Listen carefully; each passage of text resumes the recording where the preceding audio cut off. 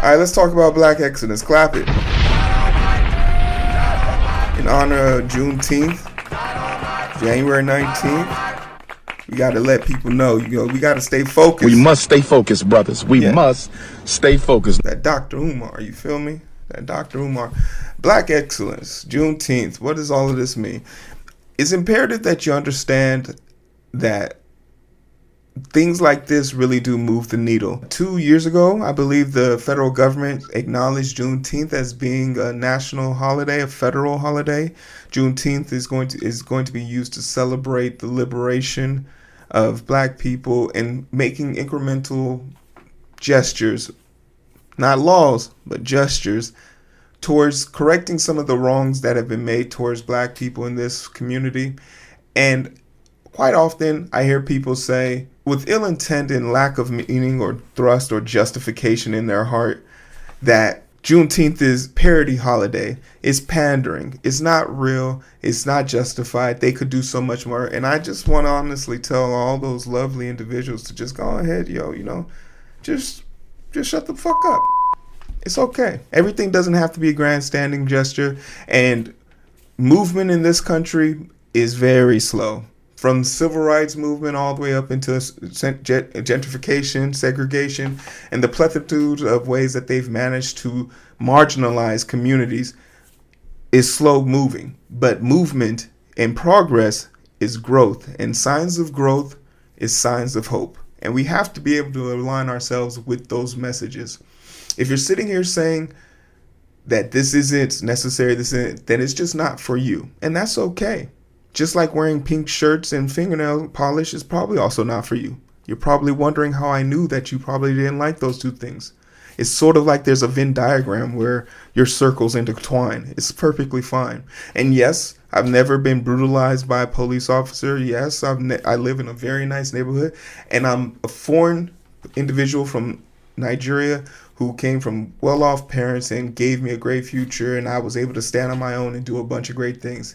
That still doesn't mean I can't and shouldn't advocate for people who aren't as fortunate as me. And notice I said people there, because for the greater scope of everything, fixing the system is fixing socioeconomic issues, as race has started to fall below the problems with our domestic issues in this country as it pertains to socioeconomic. If you want to see a group of people thrive, introduce that group of people to an opportunity that doesn't hold them back. If you want to see a group of people suffer, keep on pretending like Juneteenth and these movements don't mean anything to you. But what do they mean to us in the world of tech? I mean, this isn't a political show. Come on, guys, relax. We're not talking politics here. Calm down. All you guys over here writing, relax. It's not a political channel. It's not a political channel. We're a tech channel. I code with strangers. My name is Hero. So let's talk about 16 Black leaders in tech. Surprisingly, at a minute glance, I didn't even realize that some of these people's names I didn't even know. I didn't know some of these people. Kind of shocked me. Hey, what's up, Nan? I love your hair. So let's start. First and foremost, let's acknowledge a black ally, Lauren Zyber. She made this list back in 2023. DEI, we love it. There are many ways to celebrate Black History Month: learning about amazing Black figures in American history, discussing solutions to problems in diversity, equity, and inclusion at the office, reading stories written by great Black authors. The list goes on. One thing we wanted to do at Purpose Jobs was to highlight the contributions Black folks have made in tech industry. We all know the story of Steve Jobs and Bill Gates. You might not know the story of Katherine Johnson. If you saw the movie Hidden Figures, you do. But do you know the story of Valerie Thomas or Mark Dean? Mark Dean. I know Mark Dean. In honor of Black History Month, or should I say Juneteenth, we're highlighting some of the most influential Black leaders in tech from history and a few from today. There's 16 of them, so we're going to try and keep this within the 20-minute mark, so on and so forth. Black leaders in tech you should know: Graville Woods, Born in Columbus, Ohio, Gravel Woods was a great inventor, specifically known for 15 different appliances for the electric railways. He was most known for inventing the multiplex induction telegraph, which allowed for voice communication through telegraph wires. Oh shit. The device ended up preventing many train accidents. He became known as the Black Edison. Oh, we can just call him, the black father of communication. You feel me? Because Thomas Edison tried to sue Woods. God damn. Thomas Edison is a fucking hater, man. I did not expect to find out Thomas Edison was a hater. Tried to sue Woods and it was his partner, but he refused. Wood held nearly 60 patents at the time of his death. I did not expect to find out that was a fucking hater. God damn. Don't meet your heroes, people. Shit. Katherine Johnson from The Human Computer. So her story is always amazing to me. Taraji P. Harrison played her in Hidden Figures. The Human Calculator, and the lengths that she went to try and make sure we were the first people on the moon. Many people didn't really understand how important, how impactful. Without her elegance, we would be literally nowhere without her. When she was just 15, at the time she graduated, her only employment options were teaching or nursing, so she worked as a teacher before she applied for a job at the Langley Research Center, which would later become part of NASA. Otis Boykin was another prolific inventor, eventually holding 26 patents after graduating. Building and creating things must be awesome. Must be awesome to have an idea and just come down with it. Graduating from Fisk College in 1941, he began working with the Majestic Radio and TV Corporation and eventually P.J. Nelson Research Laboratories. Among his inventions were a wire precision resistor used in television, radio, IBM computers, and even in the military missiles. He also invented a control unit for the pacemaker. Boykin helped improve and make everyday electronics more efficient and affordable. Didn't know he had an involvement in pacemaker. I thought I knew everything there was to know about pacemakers. Did not know that. Being a person that worked in medical field for sure. Evelyn Boyd Gravel became the second African American woman ever to earn a PhD in mathematics. Hers was from Yale. After working in D.C. using math to help develop missile fuze, Gravel took on a role at IBM in 1956. This launched her career at NASA, since IBM was a contractor to NASA. At that time, she was an instrumental part of Project Mercury mission, designing computer software that helped analyze satellite orbit. Interesting. Is it true that like all of that NASA stuff that they used to do back then could literally be ran on a Game Boy today? Like their supercomputers were just Game Boys? Like putting 7 Game Boys together for computing power? Is that true? I always see that. It is? I'm trusting chat right now. Mabel Roy Mount, like Katherine Jones and Mabel Roy Mount, was another great black leader in tech in her importance as a human computer in NASA. Yeah, they worked side by side. They mentioned her in the movie as well. Made her way to being the head of computer programming at NASA, and then took on a role as a program product section chief at Goddard Space Flight Center. Her work helped produce the orbital element timetables, which allowed millions to see the satellites from Earth as it passed overhead. Oh, damn. Okay, she made that calculation. That's crazy.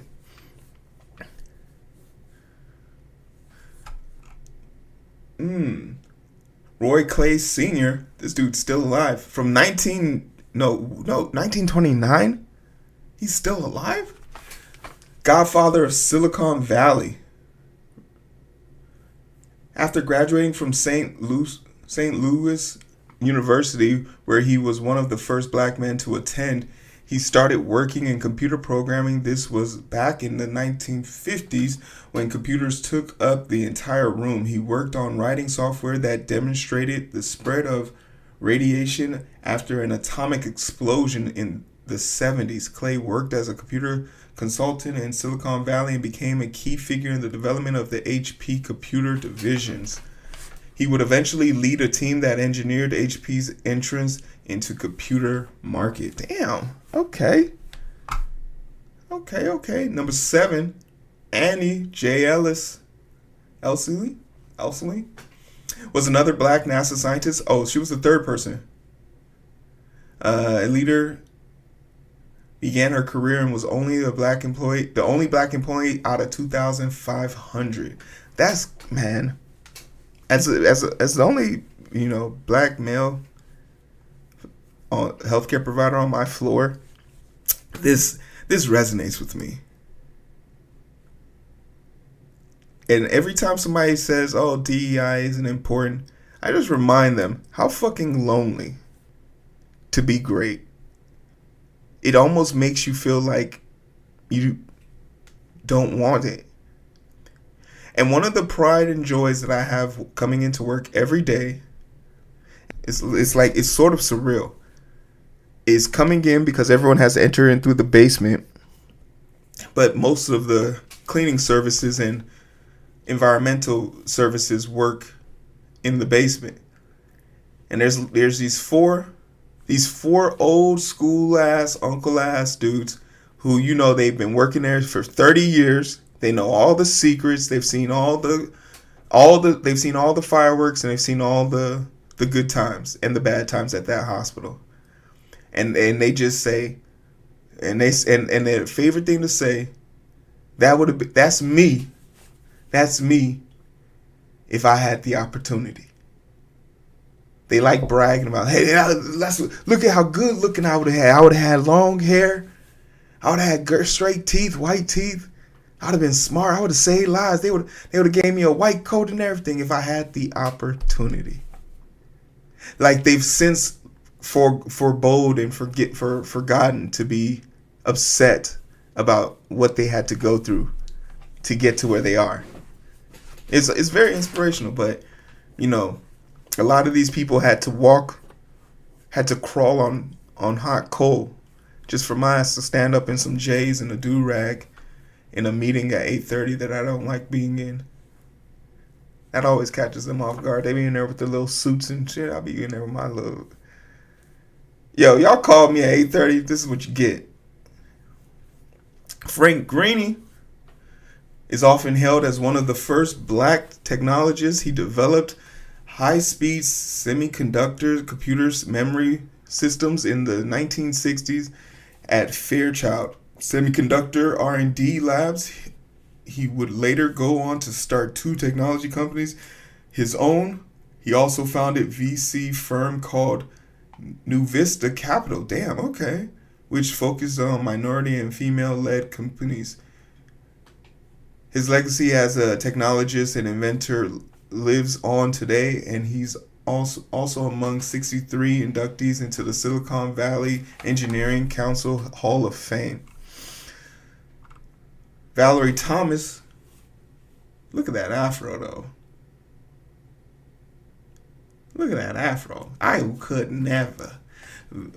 Had a strong interest in technology early on, but didn't receive support for it until she attended Morgan State University. She was one of the only 2 women in her class to major in physics. She excelled at school and landed a job at mathematics and data analysis for NASA. She worked at NASA from 1964 to 1995, conducting large-scale experiments, developing computer data systems, and most notably spreading the development of the first satellite to send images from space, Landsat.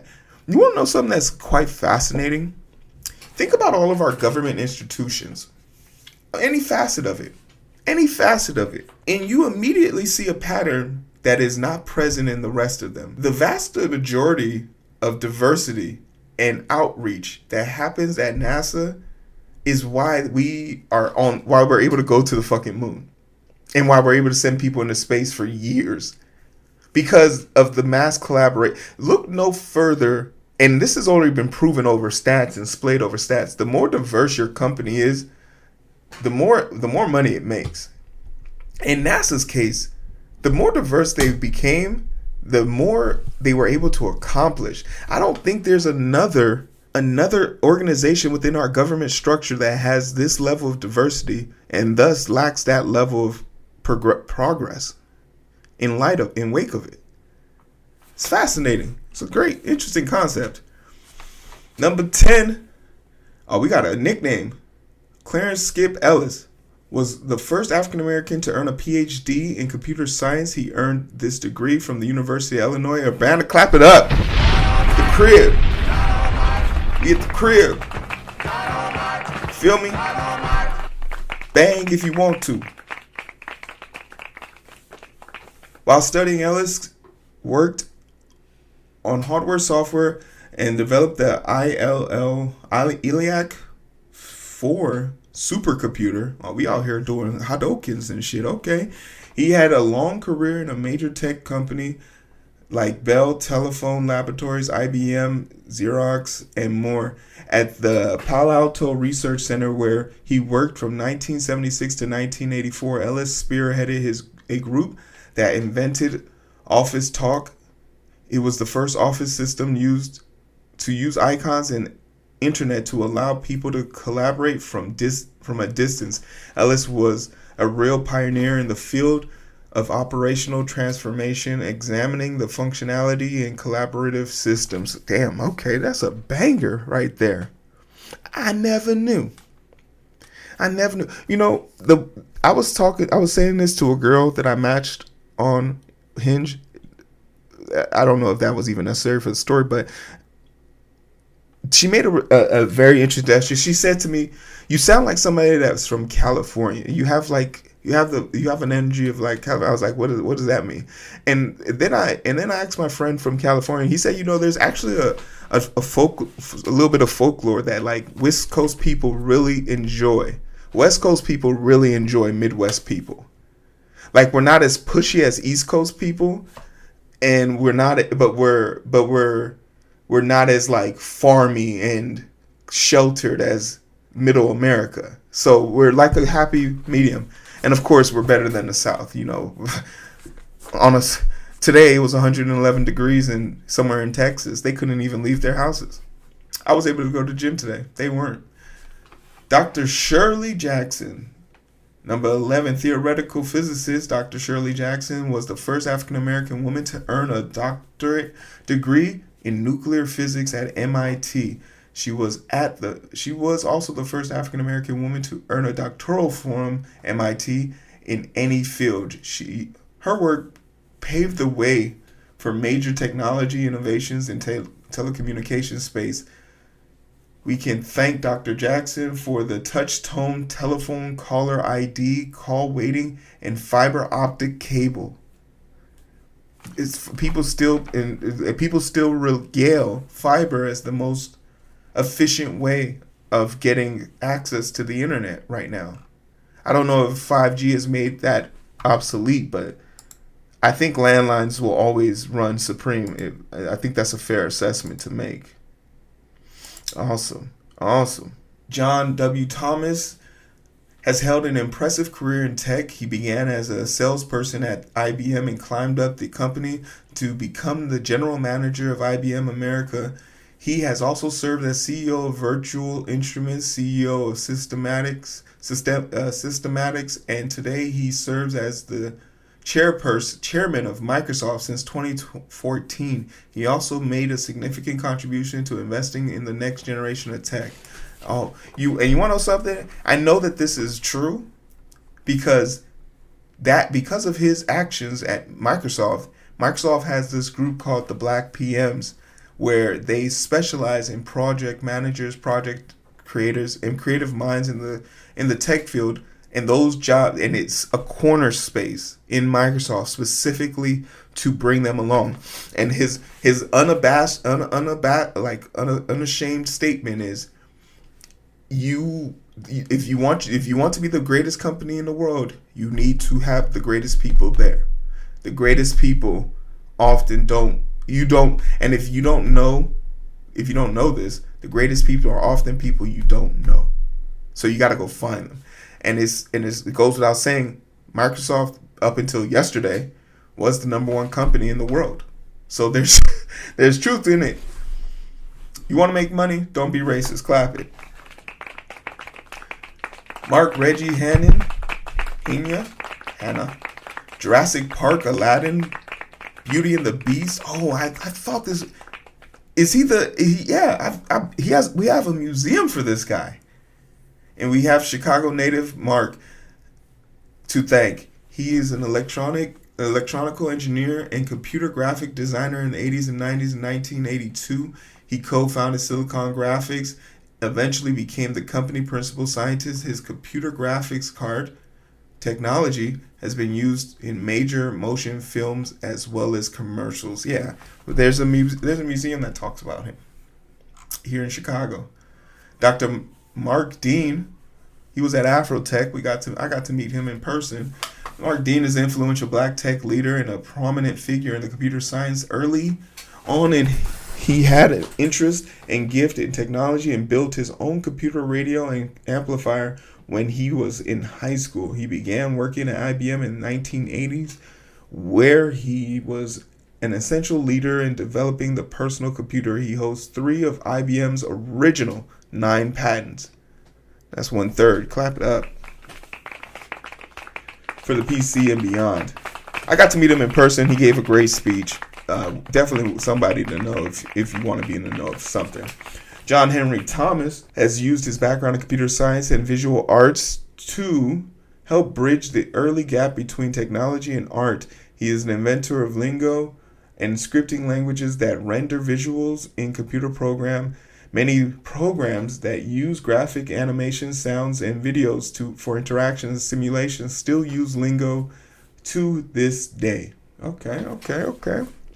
And number 16, last but not least, Lisa Gilbert is a computer scientist known for pioneering internet technology, including shockwave, which is the genius of animation on the web. She also contributed to emergence of online video and worked on senior management teams for launching of Hulu. From tech to policy, Lisa experience has a huge range and includes working at the White House in the U.S. Digital Servicing as the Chief of Digital Service Officer for the Department of Education. Lisa is the CEO and founder of Tequitable, a platform that helps companies create a safe, inclusive, and equitable workspace. Hey, clap it up for all these legends.